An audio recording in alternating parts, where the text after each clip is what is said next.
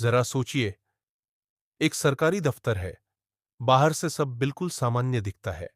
फाइलें चल रही हैं, अधिकारी काम कर रहे हैं, हर दिन दस्तावेजों पर साइन हो रहे हैं। लेकिन धीरे धीरे सरकार को शक होने लगता है कि कुछ गड़बड़ है।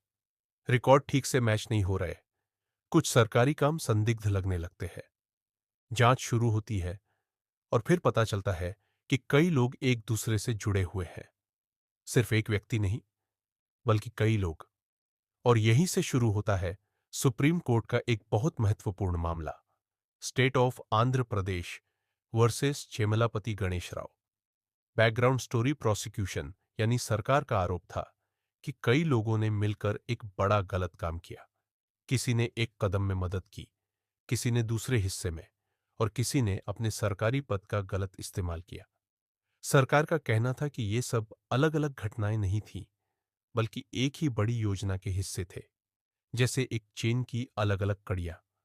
इसीलिए सरकार ने सभी आरोपियों के खिलाफ एक साथ एक बड़ा केस दर्ज किया। लेकिन आरोपियों ने इसका विरोध किया। उन्होंने कहा, हम सबका ट्रायल एक साथ कैसे हो सकता है? एक आरोपी बोला, मैं हर घटना में शामिल नहीं था। दूसरा बोला, मेरा रोल बाकी लोगों से अलग था। किसी ने कहा, घटनाएं अलग अलग समय पर हुई थी, लेकिन असली बात कुछ और थी।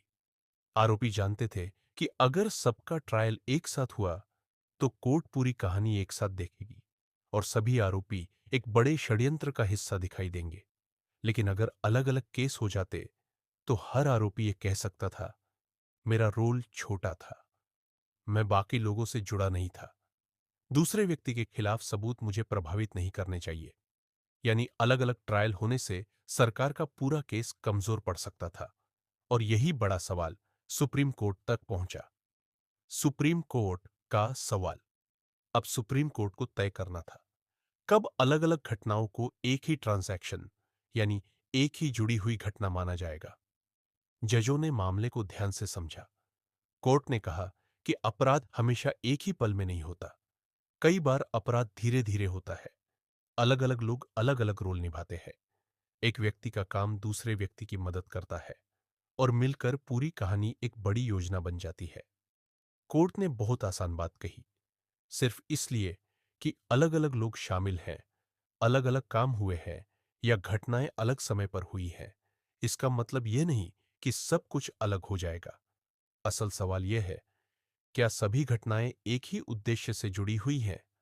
अगर जवाब हां है, तो कानून उन्हें एक ही सेम ट्रांजैक्शन मान सकता है।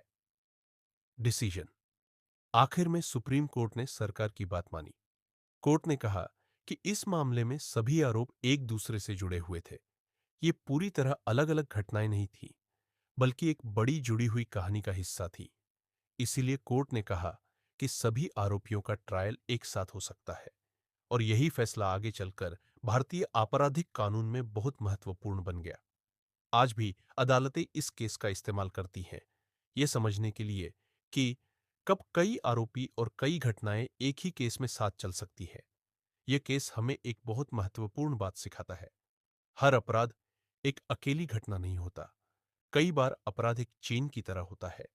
अलग अलग लोग, अलग अलग रोल, लेकिन अगर सबका उद्देश्य एक ही जुड़ी हुई योजना हो, तो कानून पूरी कहानी को एक ही ट्रांजैक्शन मान सकता है। और ये